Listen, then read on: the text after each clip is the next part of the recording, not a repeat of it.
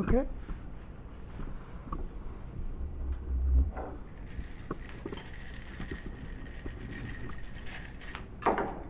Imagine living like this every day. This is a life of a Parkinson's patient. Parkinson's disease is one of the most common neurodegenerative diseases in the nation. 1 million people in the United States experience this, and 60,000 more will join it every single year. Symptoms include tremors, stiffness, lack of mobility, and slow movement. Because of these symptoms, performance of everyday tasks and quality of life are dramatically decreased. Assistive technology has been created over the years, though, to increase independence of daily living. This also helps them remain independent longer and reduce the cost of health expenses. The problem is knowledge of assistive technology is very limited. In a survey conducted by the U.S. National Library of Medicine, the most bothersome problem found by patients with Parkinson's disease was the lack of aids when going through everyday life. In the survey, 59% of individuals said they had problems with mobility, and 81% said they had problems with they had contacts in the case of fall. These percentages emphasize the need for assistive technology and how badly they need it. These lack of aids will lead to them having to give up previously enjoyed or important activities. Most people think of retirement benefits when thinking of Social Security, but Social Security also gives benefits for total disability. However, Social Security won't consider you disabled if you can do just about any gainful occupation or work part-time. That's why it's so difficult for Parkinson's patients to collect off the first time they apply. They also incur medical expenses. Those who have Parkinson's disease incur Parkinson's-related medical expenses of $22,800 per patient, $12,800 more than someone else who doesn't. And like I said before, assistive technology is not available for everyday living. The current treatment of Parkinson's patients is taking medication and sometimes physical therapy. Doctors also encourage patients to live a healthy lifestyle, such as getting more rest and getting more exercise. Parkinson's is caused by the death of brain cells that produce dopamine, a chemical that transmits neurons that transmit messages between neurons. Low dopamine levels impair brain areas that control movement and coordination. As Parkinson's progresses in individuals, the lower dopamine is shown in the picture there. Drug treatments try to shore up dopamine levels. For example, the chemical L-dopa tries to provide natural dopamine, while the newest drug, antigens, tries to mimic reactions of natural dopamine. And now that's how the Katyln. Who are we? My name is Katyln. I'm associate with Northwestern Mutual, and these are my colleagues, Shane, Jason Dang, and Jason Coe. We are with Northwestern Mutual, which is a U.S. financial service mutual organization based out of Milwaukee. Northwestern Mutual strives to meet its clients' needs. We're striving to make it easier for clients to create a lifetime of financial success. And during these times, it's becoming more and more difficult to do that. And especially with our patients, like Parkinson's disease patients, they especially hit tough times whenever they're trying to set up their loved ones with good estates. Northwestern Mutual is also locally located around Dallas, as you can see, right near us. And we're also teaming up with other charities. Other charities will be lending a hand on our project that we're going to present to you. Michael J. Fox Foundation was established by Michael J. Fox, as a lot of you may know, and his organization has really taken off since it started in 2000. He's the #1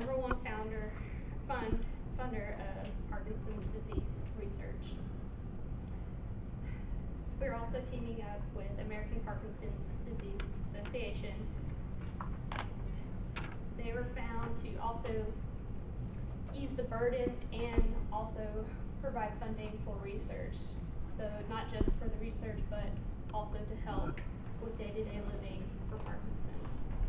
And then we are also working with Dallas area Parkinsonism Society. This society was established by Clarence Dougherty to help her husband and her friends face daily challenges that she personally experienced. And you don't have to have a family member or friend with Parkinson's disease to help with this cause. This is something everybody needs to be aware of, because here in UTD we actually have a professor that does suffer from Parkinson's disease. And it was very touching for him to come out to the class and say that he might come up with an episode and explain to the class his condition, and it was very touching.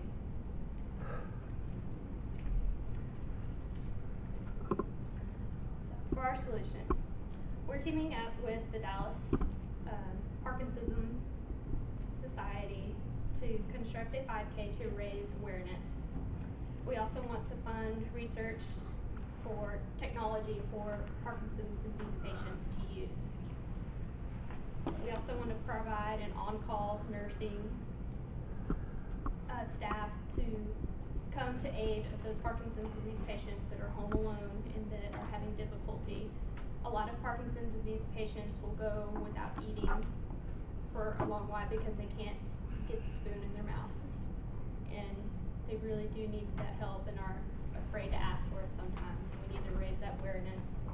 We also want to build a center to inform Parkinson's disease patients and their loved ones of their conditions and to provide further treatment. And now I'll pass it on to Jason Dang.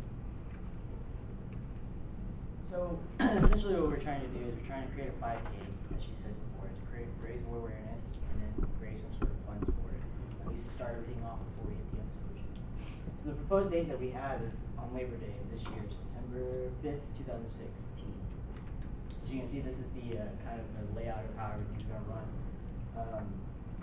Most of everything will be all volunteer-based, and a lot of this will be essentially free, because at the end of the day, it is a social event. It kind of helps other people out, and it kind of promotes good health as well. Just that. So what do we need? What we need is pretty much basic equipment. We'll go anywhere from water stations to traffic cones to getting police involved. We've already talked to the UTD facility and operations. They pretty much are allowing us to use the UTD campus as our event venue. And I mean, once we get all that down, we get sponsors in, and we can make this huge thing into a bigger kind of event where it happens every year. So, yeah. When we get into fundraising and actually making the money, most of the fundraising will be either through t-shirt sales or the registrations themselves. $45 is about the average range for a 5K, and being something that we might be using towards our cause and funding our things, it's pretty fair price. Along with that, you get a t-shirt, and we'll have a whole event, all our sponsors out, and they'll be able to do their advertisements and then as well as donate our money. So prices are as shown, and I'm going to pass it on to Jason Coe, getting into the factors of what we do. Alright, so what we have exactly, Northwestern Mutual and Dallas Parkinsonism Society partnering together for one event so we can spearhead a campaign, so we can raise awareness and provide patients with Parkinson's what they exactly need. So our event's going to be in Labor Day, like you said, on September 5th at University of Dallas. Labor Day.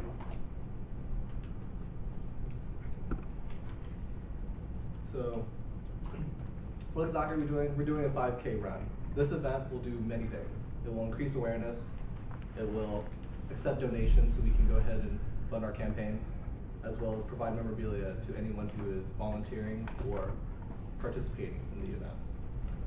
So our budget, $1,500 is going to be towards the initial cost of the 5K.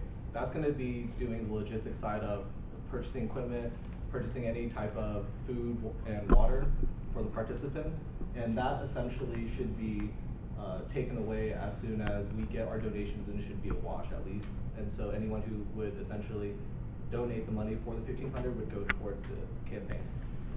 $150,000 for employee costs. as well as $50,000 for our yearly facility costs, which is going to be a total of $201,500. And we're asking the Dallas Chamber of Commerce for $100,000 to help fund our initial push for our campaign. So in conclusion, not everyone will understand what living with Parkinson's is, whether it's the physical toll of a diagnosed patient or the emotional toll of a family member or a loved one. With our efforts, we can beat Parkinson's disease. Is there any questions to the floor?